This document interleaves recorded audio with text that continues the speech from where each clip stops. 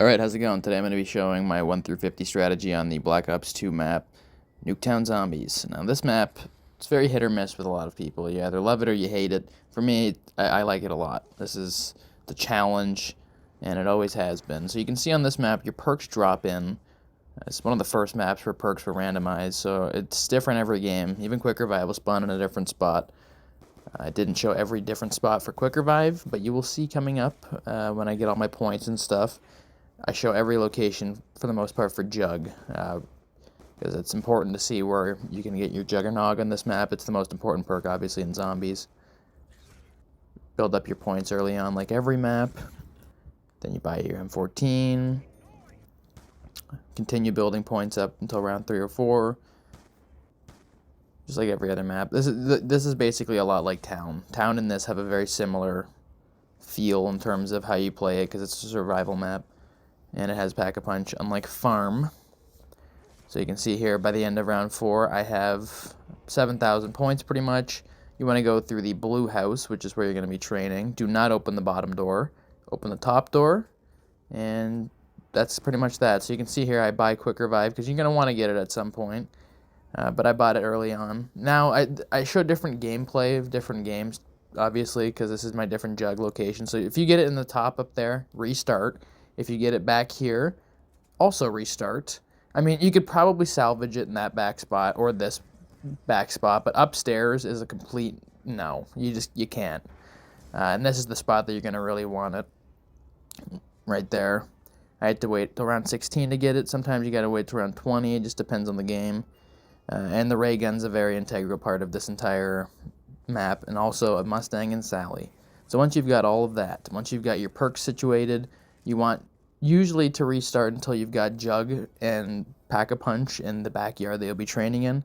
Sometimes that could take too long, so I mean, one is good enough. In the case of the game I was playing here, I had Jug and Pack-a-Punch. I almost said Quick Revive. So I restarted this 15 times. You don't probably want to do that, but I mean, if you really want the perfect setup, you might have to. See on round 20 here, this is the strategy you use. You just obviously train them up. The spawns on this map are very, very, very bad. So you have to really always be paying it.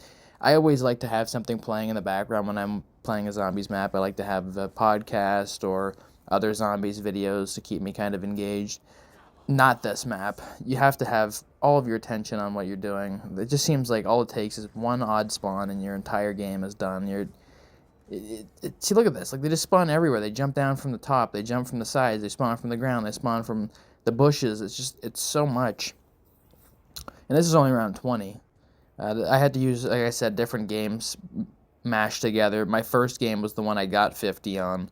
So I had to go back and backtrack and get footage for everything else afterwards, because I didn't really record any of it. I was just kind of playing casually, and then boom, I was on 50, and it's like, maybe I should make a 1 through 50, and so here we are. So I have the black gloves here, which was the second game. I went for 50, and I didn't get it. Let's just leave it at that. I went to 40, and then I ended the game. So you can see around 30, the strategy has not changed. Mustang and Sally probably shouldn't be pulled out unless there's an insta-kill. I don't know why I have this weird tendency of pulling them out. They'll just get you killed if you try shooting anywhere near you with them. See, sometimes you're going to have to go behind there. This map really is not meant for zombies, which is why I like it. It's clearly a multiplayer map, and there's really no great training area. This is the only feasible one. I've seen people try the other backyard. It doesn't go very well. And middle of the map as well. This is the hardest 4-player map for me, personally. This or 5. It just seems like there's no options. Even Town is a little more easy than this, or Farm. This is just a complete mess 4-player. And you can see, obviously, you get hit a lot. You're going to have to get used to being scratched a lot. It's like Town, where you're being hit by the fire a lot. This map, you're getting scratched a lot. It's around 45. This was the first game now. This was the one where I just casually got to 50. I've been to 50 many times in this map, and then, obviously, like I've decided recently, I need to do a 1 through 50. Once you get the Mark II, though, if you do get a Mark II, it changes things exponentially. I've said this about Town. If you get the Mark II, your game will go from 5 hours, 4.5 hours to get to 50, to 3 hours. This thing trims the time extremely. So good. It really is a wonder weapon, unlike the ray gun, which falls off so hard after round 40. It takes a full ray gun per round. This, you can, if you're good with your ammo and depending on your drop luck, you can get through multiple rounds with non-upgraded Mark II in the 40s, which is what I was lucky enough to do. You get a lot of fire sales on this map. You don't get fire sales on town, so I guess that sort of helps a little. Do you get fire sales on town? I don't think you do. So that helps a little bit in this way. Where, you know, if you need to hit the box, there's that. I always like to keep a box in the backyard location, one of these two. So if I'm training here, like I always am, I like to hit the box at the end of the round until there's a box here in case I run out of ammo. You don't want to have to run to a different spot on the map to hit the box. This map's too close quartered, and there's not enough protection. There's no shield or anything. So if you have to run out of here, it's pretty much a death sentence, which is why I'm saying you probably should have at least bare minimum jug in this backyard, which I did in both games.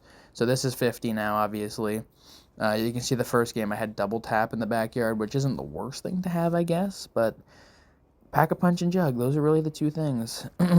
This map would have been really nice to get stamina up on. I don't know what they were thinking there, not having that. It's a little too bare bones without it. And it definitely would have made this map a lot more playable for the high round sake of things, where it feels like you're being clawed at a lot. You can see here the round 50 ray gun. I mean, it's not the worst gun ever. It's killing a horde, but again, you're running out of ammo so fast. And where my Pack-a-Punch was in this game was the roof location, or up in the other house. So it was pretty tough to get upgraded gun mid-round. That's what I'm saying. This map, you might have to restart, unfortunately. It sucks restarting maps over and over again, especially when you have to play it to a certain point to see, oh, what perks did I get in which spot. But that is the way it is with this map. It even happens more in Black Ops 3, where they made the perks random on pretty much every map, I think. I don't think there's a single map in BO3 where the perks are not random unless they're the remastered maps.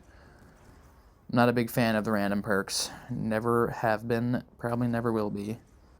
Oh, I paused it there. Quick little second. I don't know what that was all about. So I hope you enjoyed this 1 through 50. I mean, there wasn't too much to it. It was just really showing my progression through the rounds and the quick little setup at the beginning. These survival maps are a lot more figure it out yourself sort of thing. I just wanted to show my basis for what I do. So I hope you guys enjoyed. I will be back to talk about some other stuff in the next few days and videos. And yeah, so take care, and I'll see you in the next video.